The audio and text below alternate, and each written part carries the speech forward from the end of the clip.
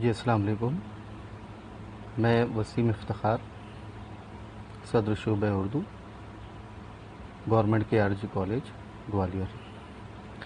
میرے مقالے کا عنوان ہے فراق کی غزل میں ہندوستانیت۔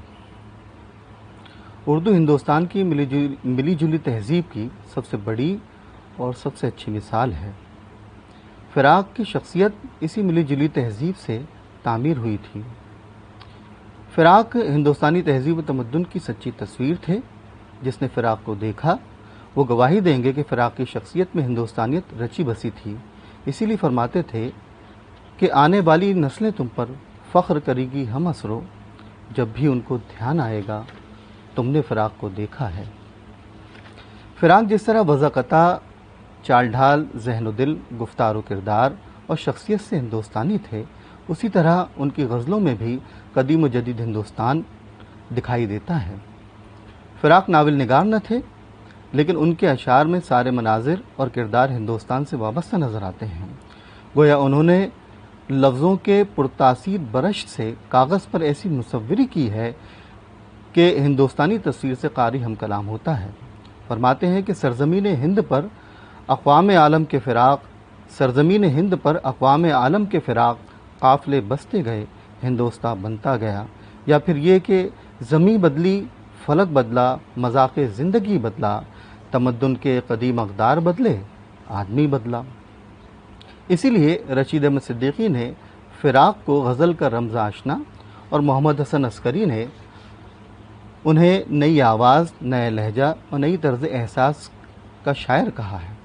فراق خود بھی محسوس کرتے تھے کہ میری گھٹی میں پڑی تھی ہو کے حل اردو زباں، جو بھی میں کہتا گیا حسن بیاں بنتا گیا۔ یا غزل سے حد درجہ عشق کا اظہار یوں کرتے ہیں کہ ڈھونڈیں گے مجھ کو بزم سخن میں اگر کہیں، پائیں گی مجھ کو بات کی نسلیں غزل کے بیچ۔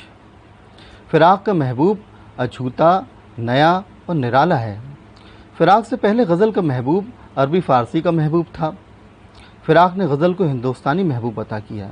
یہ کام آسان نہ تھا۔ فراق نے اسے دیومالائی روایات، رسم و رواج، موسم، آب و ہوا، قدیم تعمیرات کے نقش و نگار، قدرتی وسائل، مصوری سے تراش کر تشکیل دیا ہے۔ مندروں کی دھڑکنوں اور مسجدوں کے پاکیزہ ماحول میں سے محسوس کیا ہے۔ اس کی تکمیل صدیوں پر محیط ہے۔ گویا فراق کا کمال یہ ہے کہ ان کے تاریخی شعور نے غزلوں میں محبوب کو عشق، روزگار، زندگی کا کاروبار اور جمالیات کے ساتھ اس طرح ملا جلا کر پیش کیا کہ ہندوستانی رنگ میں ڈوبی ہوئی سینکڑوں تصویریں نظر آتی ہیں۔ مثلاً دلوں کو تیرے تبسم کی یاد یوں آئی کہ جگمگا اٹھے جیسے مندروں میں چراغ ہو۔ یا پھر یوں کہ اس میں لاکھوں نظام شمسی ہیں، اس میں لاکھوں نظام شمسی ہیں، یوں تو دل تیرے روزگار بھی ہے۔ پروفیسر خواجہ احمد فاروقی نے کہا ہے کہ فراق کی شاعری میں ہندوستانی اور آفاقی کلچر اس طرح شیر و شکر ہو گئے ہیں اور ہندوستان کا مزاج اور اس کی ارضیت کچھ اس طرح سما گئی ہے کہ غزل کی دوشیزگی نکھر آئی ہے، وہ انتہاؤں کا ایک سلسلہ بن گئی ہے۔ انکوڈ۔